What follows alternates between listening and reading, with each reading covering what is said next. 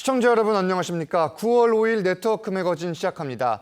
부산에서 60년 된 택시회사가 폐업을 결정했습니다. 손님은 줄고 인건비는 오르며 적자가 쌓인 건데 택시업계가 경영난을 겪다 보니 매각할 곳도 마땅치 않습니다. 하동원 기자의 보도입니다. 부산의 한 택시회사입니다. 회사 복도에는 경영난으로 폐업한다는 공고문이 붙었습니다. 부산에서 택시회사가 폐업하는 건 이번이 처음입니다. 직원들도 속이 탑니다. 처리 좀 해달라. 경영에 관한 문제 좀 있고 기사들이 해야 될 일이 있는가. 택시 손님은 계속 줄어드는데 최저임금이 오르는 등 인건비와 지출은 더 늘었습니다.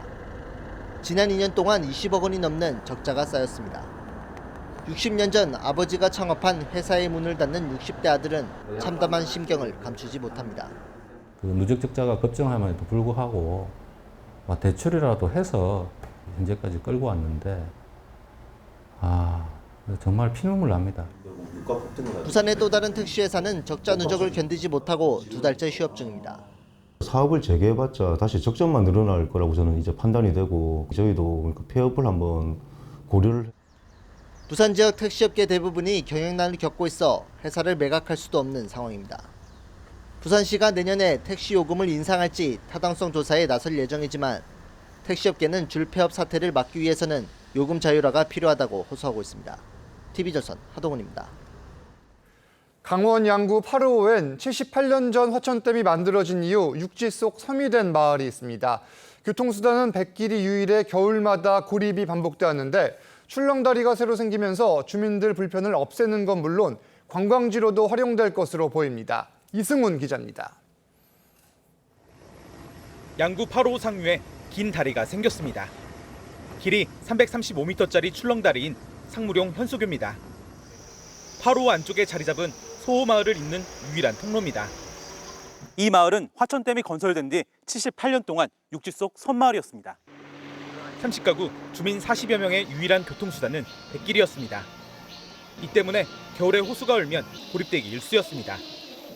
얼음이 얼면은 외출을 바깥으로 나오지를 못하니까 그렇게 될 때는 어떤 때는 식량을 헬기로 보행만 가능한 출렁다리지만 마을 주민들은 큰 걱정을 덜었습니다. 갑자기 환자 아프거나 하면은 어떻게 할 수가 없는 거예요. 일단 올 수 있다는 거 그게 좀 엄청 안심이 되는 거지 첫째. 양구군은 이 마을에 산책로와 캠핑장을 추가 조성해 8호 일대의 대표 관광지로 만들 예정입니다. 우리 상무룡 출렁다리를 잘 활용해서 관광 자원에 또 8호 권역에 마중물이 될 수 있도록. 78년 만에 상습 고립지라는 오명을 벗은 육지 속 섬마을이 새로운 관광지로 재탄생을 앞두고 있습니다. TV조선 이승훈입니다. 대구 경북 통합신공항의 추진 상황을 알리는 주민설명회가 처음 열렸습니다. 공항이 이전될 부지에 살고 있는 주민들은 구체적 설명을 기대했는데 정작 설명의 내용이 부실해 반발만 키웠습니다. 이심철 기자의 보도입니다. 대구시가 마련한 통합신공항 기본계획 주민설명회 현장입니다. 지난 1일 의성과 군위 두 곳에서 기본계획 수립 후 첫 설명회가 열렸지만 주민 불만이 터져나옵니다. 공항이 들어서는 의성 주민들은 대구시의 현장 소통 상담실 설치 장소가 공항 예정지와 떨어져 있다며 이전을 요구합니다. 당장이라도 옮겨가지고 명사무소 이쪽에 의성군이랑 협의해서 바로. 의성 주민들은 또 항공물류산업단지나 관광문화단지 조성 등 공동합의문 항목에 대한 계획도 설명회에서 빠졌다고 반발합니다. 민공항이 같이 발표를 할 줄 알았는데 공공항 발표하니까 저희 주민들은 소음만 나는 그런 공항이 와서는 안 된다는. 군위 주민들도 공항 이전 조건이었던 대구시 편의 문제조차 해결되지 않은 데다 소음 피해 등 구체적인 설명이 부족하다고 항의합니다. 내가 왜 소음에 고통을 당하고 살아야 되느냐. 선택을 할 수 있는 부분을 갖다 여지를 갖다 주시는 게 또 맞는 것이고. 국토교통부가 추진하는 연계교통망 계획도 용역이 진행 중이라 누락되면서 통합신공항 이전 부지 주민들은 알맹이 없는 설명회라며 실망감을 감추지 못했습니다. TV조선 이심철입니다. 추석을 앞두고 제주에선 황금향 수확이 한창입니다. 올해는 기온이 높고 일주량도 많아 황금향의 당도가 지난해보다 높다고 하는데 추석 특수를 앞둔 제주 황금향 수확 현장을 KCTV 제주방송에서 전해드립니다. 탐스럽게 열린 황금향 열매를 따는 손길이 분주합니다. 추석 명절에 출하할 수 있는 유일한 만감류로 요즘 한창 수확이 이루어지고 있습니다.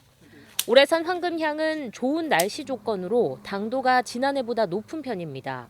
작황은 작년, 재작년에 비해 가지고 뭐 한 10% 정도 더 열린 상태고요.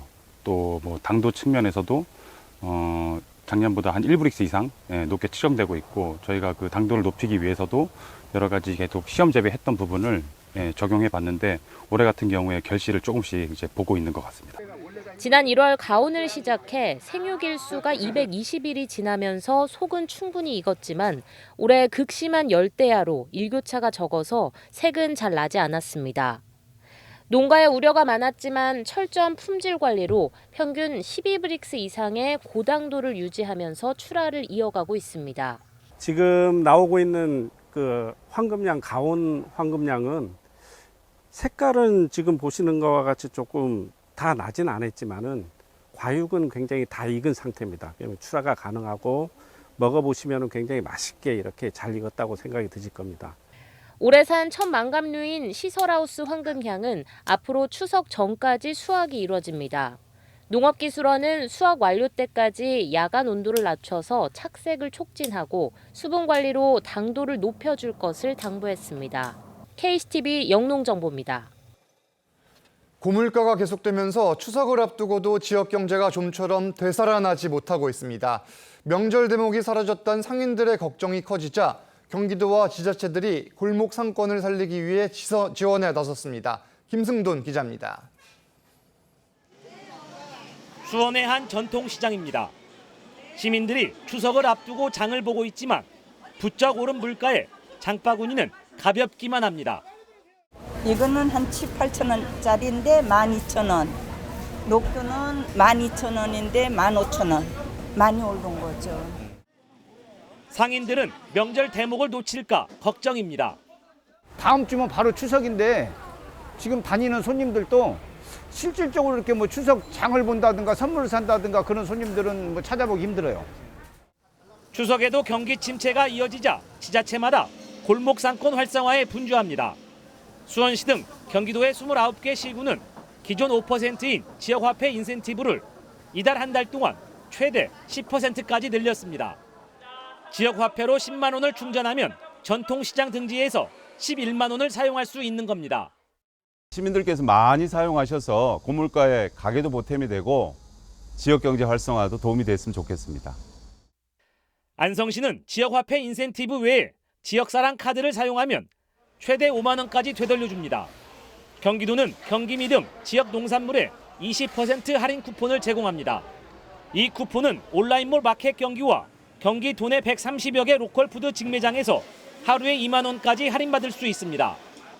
TV조선 김승돈입니다. 2030 월드엑스포 부산 유치를 기원하는 방탄소년단의 무료 콘서트 장소가 논란 끝에 부산 아시아드 주경기장으로 변경됐습니다.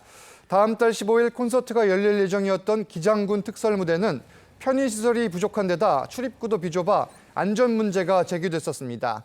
공연기획사 측은 관객의 접근성과 편의성을 고려해 최대 8만 명까지 수용 가능한 부산 아시아드 주경기장으로 바꾼 것으로 전해졌습니다. 계속해서 네트워크 매거진 초대석 시간입니다. 분당과 판교가 있는 경기 성남시는 생활 인프라가 잘 갖춰져 있어 주민들의 만족도가 비교적 높은 도시입니다. 하지만 최근 1기 신도시 재정비 문제와 전임 시장과 관련된 의혹도 제기되며 어수선했는데 민선 8기 들어 큰 변화가 예상되고 있습니다. 오늘은 신상진 성남시장 모시고 자세한 이야기 들어보겠습니다. 안녕하세요. 네, 안녕하십니까. 자, 일단 취임 후에 일부 조직 개편을 시행을 하고 이 산하기관의 예산과 관련된 조정도 있었다고 하는데 어떤 변화가 진행되고 있는 겁니까? 예, 제가 취임해 보니까 민선 5, 6, 7기 앞선 12년 동안 우리 성남시 공무원과 이 산하기관 직원 수가 50%가 늘었습니다. 늘어났다. 그리고 산하기관들의 운영이 굉장히 방만하고 또 끼리끼리 어떤 그런 문화 속에서 상당히 예산 절감하고 거리가 먼 그런 예. 시정들이 운영돼서 조직 개편과 예산 절감을 해야 되겠고, 그리고 또 시대가 변하고 이 사회가 변함에 따라서 우리 성남 분당의 이 재개발 재건축 추진 지원단을 이제 시장 직속으로 두고 예. 또 성남이 이제 판교를 중심으로 한 4차 산업의 굉장히 중심지니까 4차 산업 특별 도시를 추진하기 위한 추진단을 또 구성하고 예. 또 그동안 12년 동안 어지러웠던 우리 성남 시정을 개혁하기 위해서 또 공정과 혁신 시정개혁위원회를 또 시장 직속으로 두어서 거기에 따른 이제 조직 개편이 또 따르게 됩니다. 이 내용들을 좀 하나하나씩 볼 텐데 일단 K리그 축구팀이죠. 이 성남 FC 그리고 성남 의료원의 운영 방식을 바꿀 계획이다. 이와 관련해서 뭐 지역사회뿐만 아니라 축구계에서도 좀 뜨거운 이슈던데 어떻게 지금 변경할 계획을 갖고 계신 거예요? 우선 이제 민간 위탁이라는 표현보다도 예. 이제 성남 FC가 과거에 성남 1화 천마 축구단이었다가 그렇죠. 이제 14년도에 이재명 전임 시장 때 이제 이 성남 FC에서 인수를 했습니다. 예.